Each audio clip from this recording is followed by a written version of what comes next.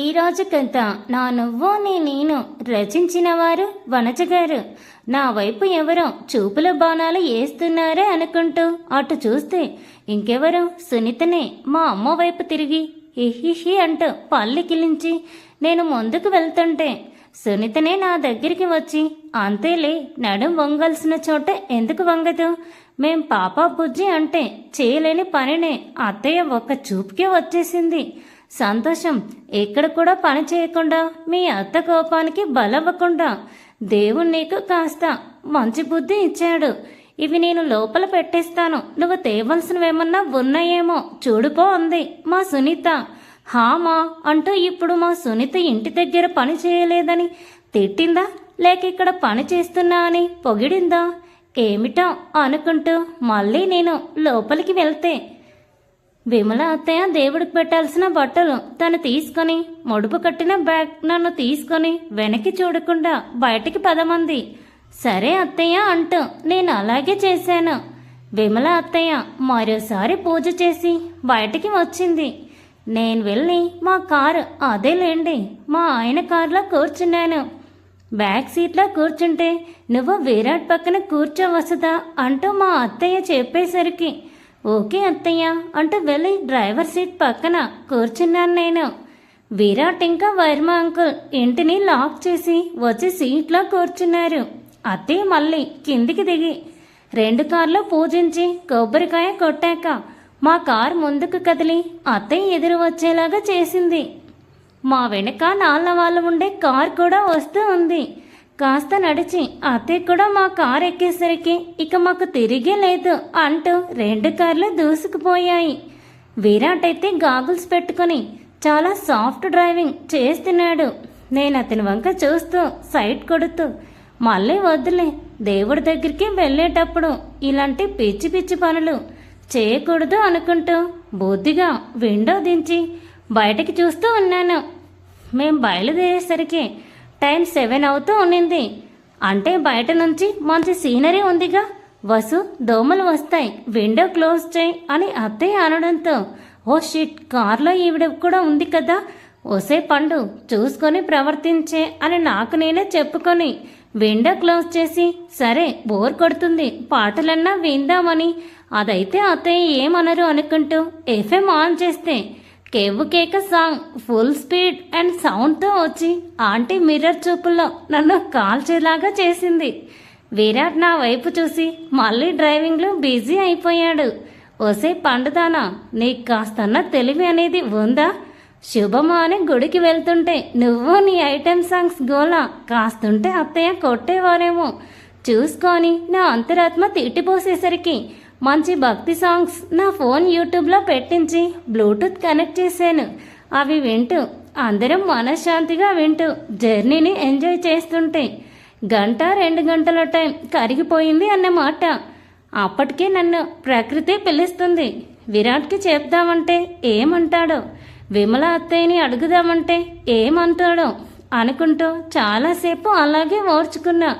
మాస్టారు కానీ నా వల్ల కాక ముఖాన్ని అష్టవంకర్లు తిప్పుతుంటే ఏమైంది అంటూ అడిగేశాడు విరాట్.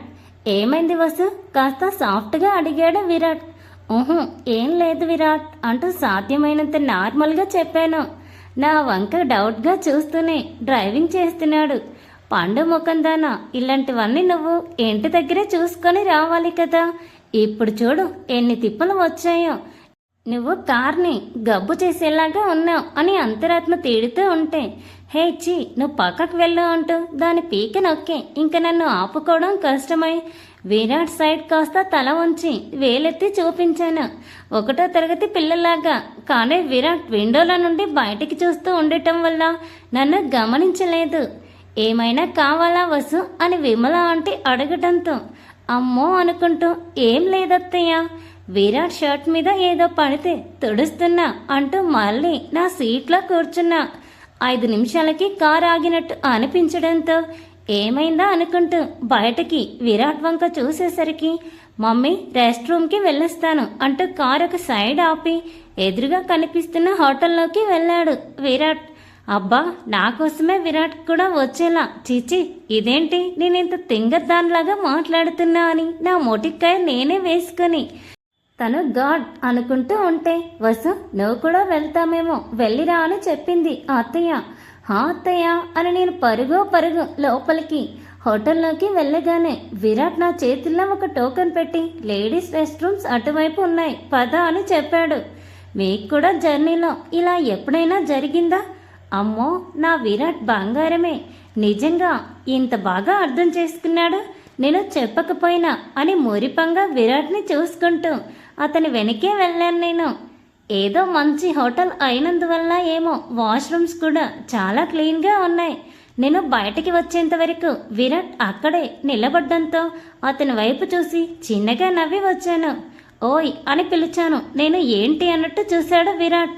నేను చెప్పకపోయినా నా మనసులో ఉన్నవని నీకు ఎలా తెలిసిపోతాయి అని నేను అడిగితే నా వైపు చూసి సేమ్ యాస్టీస్ ఒక నవ్వు నవ్వినట్టు స్మైల్ నా మొహం మీద కొట్టి ముందుకు వెళ్ళిపోయాడు. ఇంతలో విమల అత్తయ్య, మా సునీత, యామిని ఆంటీ వస్తూ కనపడటంతో వాళ్ళకు కూడా అదే అవసరం అనుకుని విరాట్ని పంపించి నేను వాళ్ళకి తోడు మళ్ళీ వెళ్ళాను. 10 నిమిషాలకి మళ్ళీ అందరం స్టార్ట్ అయ్యాము. మమ్మీ డిన్నర్ టైం అయింది కదా, ఎక్కడన్నా మంచి ప్లేస్లో ఆపన డిన్నర్ చేద్దామా అని అడిగాడు విరాట్. అవును విరాట్, ఇందాకంటే టైం ఇంకా 8:30 కదా, అందుకే ఏం చెప్పలేదు. 9కి అంతా ఎక్కడైనా క్లీన్ ప్లేస్ కనపడితే ఆపు. రఘు అన్నయ్య కూడా టాబ్లెట్స్ వేసుకోవాలి ఏమో కదా, త్వరగా తినేస్తేనే బెటర్ అని చెప్పి నా వంక చూసి మళ్ళీ సైలెంట్ అయిపోయింది. మా అత్తయ్య, ఈవిడ కూడా ఈ విరాట్ లాగే కనపడదు, కానీ తన వాళ్ళ గురించి చాలా బాగా ఆలోచిస్తుంది అనుకుంటూ అక్కడ ఉన్న డాష్ బోర్డ్ ఓపెన్ చేస్తే బోలెడన్ని చాక్లెట్ కనిపించాయి. ఇంకా అదే అదునోని ఒకసారి వెనక్కి తిరిగి చూస్తే మా అత్తయ్య గారేమో కళ్ళు మూసుకొని మరీ నిద్రపోయారో లేదో తెలియదు, కానీ కళ్ళు మూసుకొనైతే ఉన్నారు. మామయ్య గారు బయటికి చూస్తూ ఉన్నారు. ఇంకా ఇదే సందు అన్నట్టు ఒక 3 చాక్లెట్స్ తీసుకొని ఒళ్ళో వేసుకుని నీట్గా కార్ సీట్లోనే పద్మాసనం వేసి చాక్లెట్ మీద యుద్ధం మొదలుపెట్టాను. నా వైపు చూస్తూ, అన్ని చాక్లెట్స్ తినకే, పళ్ళు పుచ్చిపోతే మళ్ళీ నాకు ఇబ్బంది వస్తుంది అని చెప్పాడు విరాట్. నేను చాక్లెట్ నములుతూనే నీకు ఇబ్బంది ఎందుకు అని అడిగితే, ముద్దు పెట్టేటప్పుడు పళ్ళు లేకపోతే ఎలా అంటూ ఒక అల్లరి చూపు నా వైపు విసిరి మళ్ళీ రోడ్డు మీదకి తన దృష్టిని మళ్లించాడు విరాట్. నువ్విలా మాట్లాడుతున్నావని అత్తయ్యకి తెలియదు, తెలిస్తే ఖచ్చితంగా నీకు వాతలే అని చెప్పి నేను మాత్రం చాక్లెట్ని వదలకుండా తింటూనే ఉన్నాను. విమల అత్తయ్య చెప్పినట్టుగానే 9:10కి అలా ఒక మంచి ప్లేస్ అంటే గార్డెన్ లాగా ఉంటే అక్కడ కారు ఆపాడు విరాట్. అప్పటికే చలి చంపేస్తుంది. కార్లో ఏసీ లేకపోయినా కూడా మమ్మీ ఇటు చూడు, గార్డెన్ లాగా ఉంది, బాగుంది కదా అని విరాట్ వెనక్కి తిరిగి విమల ఆంటీ ఒపీనియన్ అడిగి ఆవిడ ఓకే అన్నాక కారు ఆపాడు. అందరూ కిందికి దిగేలోపు మామూలుగా ఉన్నోళ్ళు స్వెటర్స్లో దర్శనమిచ్చారు.